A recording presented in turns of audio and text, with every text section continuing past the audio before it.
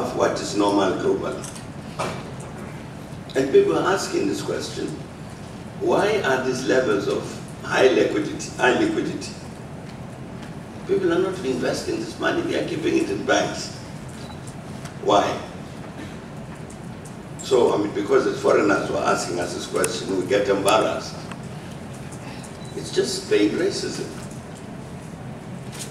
We don't trust this black government. There's bound to be a disaster tomorrow. So I need to have enough in my pocket to run away.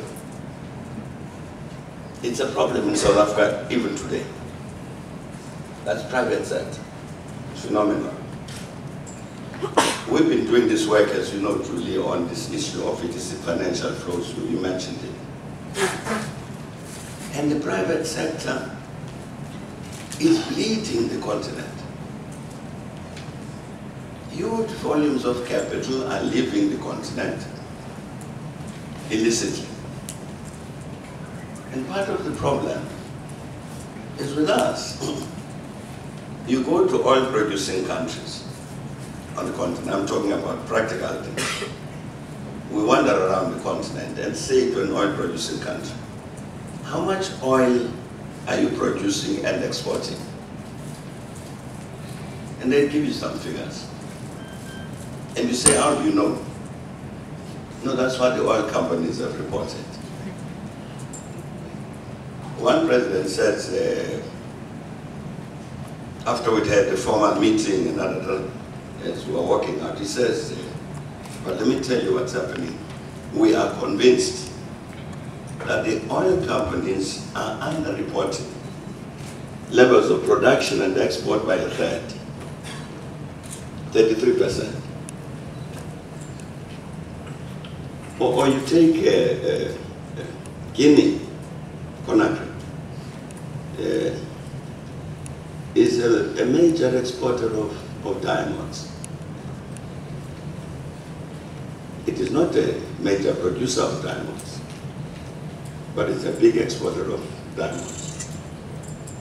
So if you look at what is declared in Guinea in terms of diamonds that are exported, particularly to Dubai, you'll find, for instance, $250 million, $250 million worth of diamonds were exported from Guinea. And you find that when those diamonds are resold, exported to Dubai, when they are resold in Dubai, they are $1 billion, which 750 million is then exported illegal out of the continent.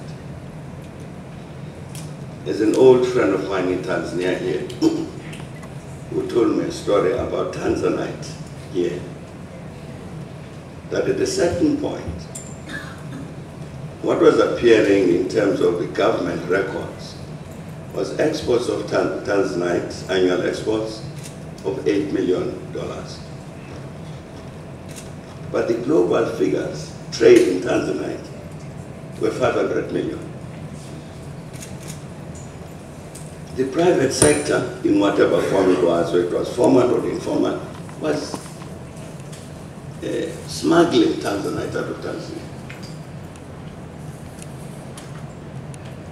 Now, I'm saying these are the challenges of the private sector. I think it requires a proper focus on this matter. A more detailed look at this question, perhaps even country by country. Because to answer the question, what is the role of the private sector? Shouldn't the private sector play a much bigger role in terms of doing all these things that Franny is talking about? Yes, sure, it should. But what are these things that need to be done in order to capacitate that private sector to do these things? And I'm saying that that will vary from country to country, but it's an important question. And I think that maybe one of the things that ought to come out of here, even if it is the Institute Uongozi, to follow up on this matter Because I think the specific lessons, practical ones, that we would learn from country to country would have in terms of addressing this issue in the manner that the question was posed. Thank you for that. And with that, Kwesi, let me come to you.